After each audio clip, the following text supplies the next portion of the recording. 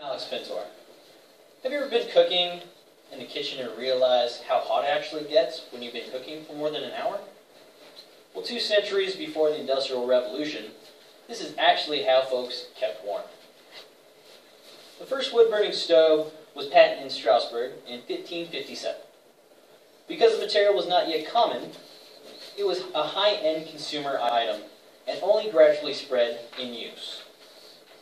This means that this invention was created, when it was created, was only available to the wealthy, and this luxury item was only owned by them for a short period. So what is a wood-burning stove? A wood-burning stove is a heating appliance that can burn either wood or wood-derived biomass fuel, such as wood pellets. This appliance is usually made of cast iron or steel. This meant that it was very durable and sturdy.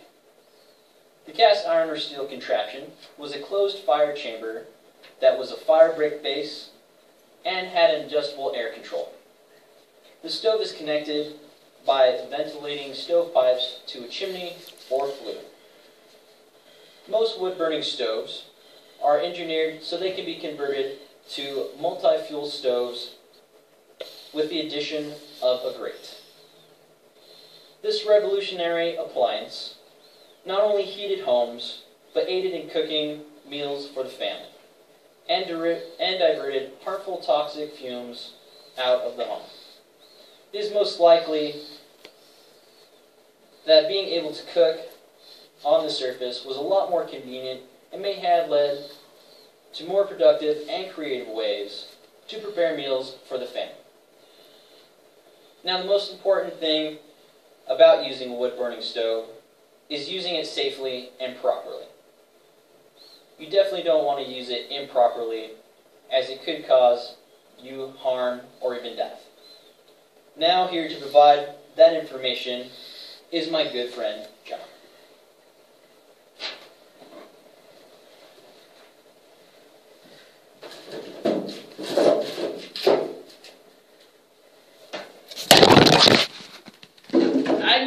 I knew it was going to happen. I caught it! Hit pause.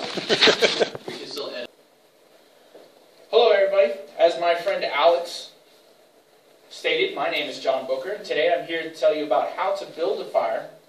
The first thing I need to tell you about myself is that I've been building fires my entire life. My grandfather and my father showed me how to build fires, so I pretty much know what I'm talking about.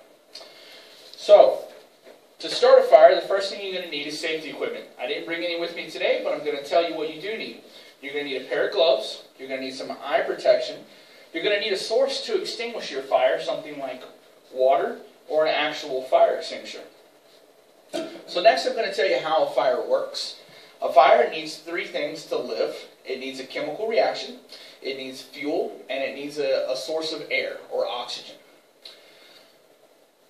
There are several different types of fuel. One of the fuel sources, as my friend Alex suggested, was wood pellets. Another source is coal. And another source would be large logs. Logs are the most common source of large fuel that you will find. So there are different sizes of fuel. The smallest size of fuel is called tinder. These things can be small as cotton balls or wood shavings. Sometimes leaves, dried leaves, can be held as tinder, or even pieces of charred clothing. It is a small piece of material that will start the fire going. The next size of fuel you're going to need is called kindling. Kindling is the next largest step. It is small sticks or small chips or pieces of wood. And then after kindling, you have your largest source of wood. It's going to be logs or broken up pieces of logs. So, when you begin your fire, the first thing you want to do is build it. The best way to build with large pieces of logs like this is to create a crosshatch pattern. You want to set up with your 2 largest pieces parallel to each other, and then cross over top of them with another set of larger pieces. And if you have any more, you can put those on top. So that's basically how you build a fire. When you get your tinder and kindling, you want to put them deep down in the center so that the fire can grow from within.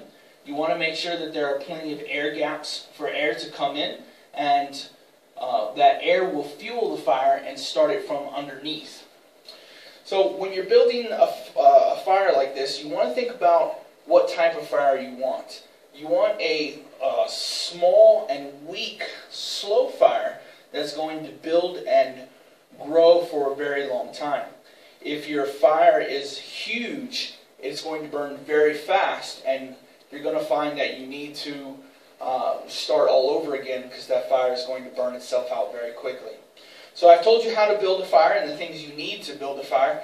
Next is going to be my friend Lee, who's going to tell you about why wood-burning fireplaces are so great. Should we stop it for a second? All right, hi there. I'm Lee. We're going to probably not going on about this. So I don't know about all you. There's a couple things I absolutely hate. I hate being cold. Oh Lord, worst feeling in the world. I'd be hot any day. Hate being cold. Another thing I hate doing is spending money. Well, spending on some things anyway. There's things that you like to buy. Okay. One way to save yourself money and to keep you warm is to have yourself this wood stove. We used to have a 2,000 square foot house years ago when I was actually making money. Bunch of rooms. We had a wood stove that was set up, and it was designed specifically for this size of house. I would carry in probably maybe twice about this amount of wood every afternoon, 3 or 4 o'clock. Started myself a fire. Within an hour or so, that house would be toasty warm, and it stayed warm. That wood would last us all day, all night. Into the night, when we went to bed, I'd take the last, we'd just put it in there, and that fire would continue to burn in that wood stove. Oh, it was great. Every room in that house was warm, except for the one bedroom back there in the far corner. So, I mean, that was a nice thing. Best thing about firewood and fireplaces is that wood is going to warm you up 2 times. It's going to warm you up when you cut it. It's going to warm you up when you burn it. So one thing I would recommend doing it is cutting it early spring, late fall, when the weather's cooler, so you're not just out there just sweating like a dog.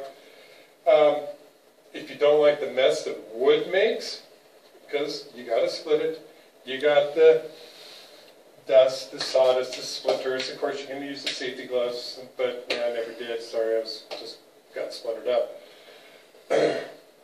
You could always go into the wood pellets. Much simpler. Wood stoves are designed to work on them. You just take a scoop of pellets and keep putting it on. I believe you start the fire the same way with kindling and tinder and stuff like that. Another great thing about a wood stove, maybe the best thing, is when your power goes out, you lose everything. You have no stove, you have no heat, because even if you have gas or electric heat, you still need the electricity to run the fans to blow that air throughout the house. Wood stove, not heat reliant, not power reliant, not any reliant except for on your own use. Pile that stuff up in there and you have yourself a nice warm house, however long that storm blows through and lasts. And I think we've just about covered it all. We talked about where it came from, how to do it, and what it's worth for you. Y'all have a great day.